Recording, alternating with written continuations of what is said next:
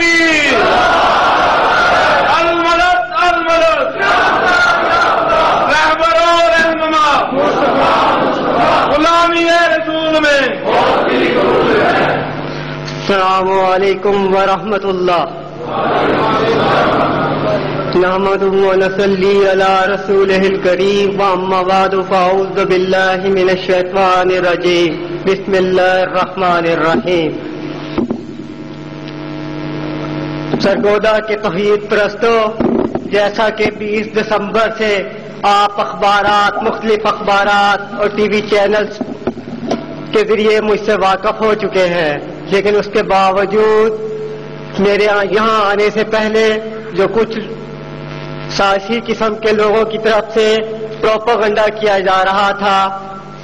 اس propaganda کا تاثر ختم کرنے کے لیے میں سب سے پہلے اپنی فیملی، اپنے خاندانی حوالے سے آپ کے سامنے کچھ باتیں گوش گزار کرنا چاہتا ہوں۔ میں مرزا غلام احمد قادیانی، جس نے جھوٹا مدعی نبوت ہونے کا دعویٰ کیا تھا، اس کا پڑپوتا مرزا بشیر الدین محمود جو اس کا دوسرا خلیفہ تھا، اس کا پوتا، اور مرزا ناصر احمد جو اس کا تیسرا خلیفہ تھا، اس کا بیٹا مرزا احمد بلال تھا، اور اللہ تعالی کے فضل سے اللہ نے مجھے حق سے روشناس کروایا، اور آج میں مرزا احمد بلال سے عبد الرحمان کا سفر کرتا ہوا آپ تک پہنچا ہوں۔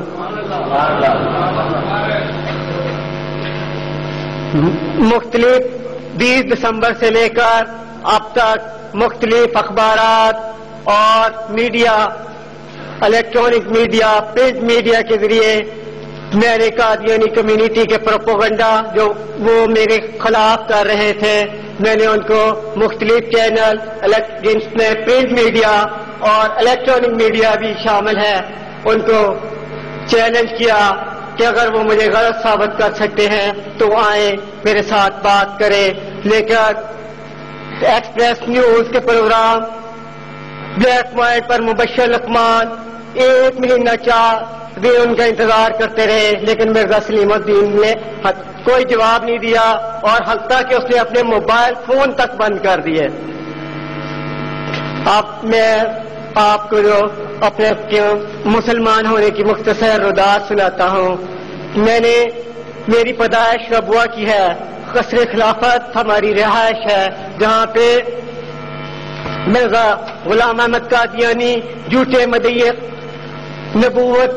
کا خاندان رہتا ہے۔ میری تمام تعلیم ربوہ میں ہی ہوئی ہے۔ میں نے میٹرک تعلیم الاسلام ہائی اسکول ربوہ سے کیا، میں نے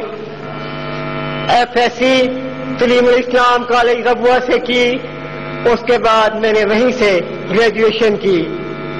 کیونکہ ہمارا تعلق مرزا غلام احمد قادیانی کی فیملی سے تھا، اور ہمیں اس جماعت کے لیے عملی کام کرنے کے لیے تیار کیا جاتا تھا۔ اس کے بعد میں نے جامعہ احمدیہ ربوہ، جہاں پہ ان کے مربی صاحبان کو مسلمانوں کو مرتد کرنے کی تربیت دی جاتی ہے، وہاں سے 7 سالہ شہادت کا ڈپلوما کیا۔ اس کے بعد مجھے انہوں نے مختلف زبانیں سکھائیں تاکہ میں مرزا غلام احمد قادیانی کے جھوٹے افکار، نظریات کا پرچار یورپ اور افریقی ممالک میں کر سکوں، لیکن اللہ رب العزت کو میرا ایسا کرنا منظور نہ تھا۔ میں نے تحریک صدر انجمن احمدیہ، تحریک وقت جدید میں مختلف ادوار میں کام کیا۔ اس کے بعد میری خلافت لائبریری ربوہ میں ایڈمنسٹریٹر کی حیثیت سے ذمہ داری مجھے سونپی گئی، تو اس دور میں ہم نے کچھ مارکیٹ سے کچھ کتابیں پرچیز کی لائبریری کے لیے۔ جب ہم نے وہ کتابیں کی لسٹ چیک کی تو اس میں ایک کتاب غلطی سے القادیانیت کے نام سے علامہ احسان اللہ ظہیر شہید رحمت اللہ علیہ کی غلطی سے آ گئی، وہ میں نے اپنے پاس رکھ لی، وہ کچھ عرصہ میرے پاس پڑی رہی، کیونکہ ہم مرزا غلام احمد قادیانی کی افکار کو اس وقت سچے سمجھتے تھے، اس لیے ہم کہتے تھے کہ یہ مولوی حضرات مرزا غلام احمد قادیانی جنہیں ہم نبی سمجھتے ہیں اس کے بارے میں بکواس کیا کرتے ہیں. لیکن جب میں نے اس کو کچھ دنوں کے بعد پڑھا تو کچھ اس کے حوالہ جات جس قسم کے عرفان بھائی آپ کو بتا چکے ہیں، انہوں نے مجھے ذہنی طور پر ڈسٹرب کر دیا اور میں نے مزید تحقیقات کا فیصلہ کیا، کمپیئر کرنے کا فیصلہ کیا. پھر میں نے نئے سرے سے مرزا غلام احمد قادیانی کی کتاب تذکرہ، کشتیانو، ایک غلطی کا ازالہ، الوصیت، برہان انبیاء اور اسی طرح دوسری دیگر کتابوں کا مطالعہ کیا. تو ان کا مطالعہ کرنے کے بعد میں اس نتیجے پہ پہنچا کہ مرزا غلام احمد جس کا میرا صلبی رشتہ پردادا کی حیثیت سے ہے، ایک جھوٹا داعی نبوت اور ایک ادنا درجہ کا انسان ہونے کے بھی قابل نہیں ہے. اور اگر دین سچا ہے تو مرزا غلام احمد کا دین سچا نہیں، دین اس دنیا میں سچا ہے تو صرف فاطمہ کے بابا کا سچا ہے. لہذا جب میں اس نتیجے پر پہنچا تو میں نے 5 اکتوبر 99 میں علامہ احسان اللہ ظہیر کے مرکز کا ایڈریس پوچھ کر وہاں پہ قاری محمد بشیر کے ہاتھوں مرزیت اور مرزا غلام احمد کی جھوٹ لعنت بیچ کر اسلام قبول کر لیا.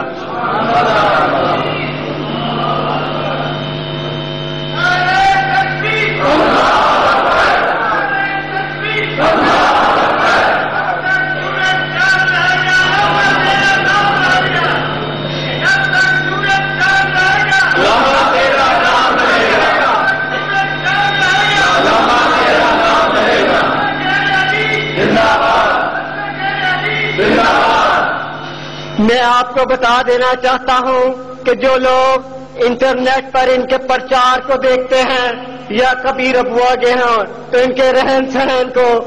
دیکھ کر ان کے ذہن میں یہ تصور آتا ہے کہ یہ تو بڑے شریف لوگ ہیں، بڑے پرامن لوگ ہیں، یہ ان کی عورتیں بڑی باپردہ ہیں. لیکن آج میں آپ کے سرگودا کے رہنے والے توحید پرستوں میں آپ کو بتا دینا چاہتا ہوں کہ ان کے پردوں پر نہ جانا، ان کے روزوں پر نہ جانا، ان کی نمازوں پر نہ جانا، ان کی قرآن کے پڑھنے کو نہ جانا. میں آج ان کے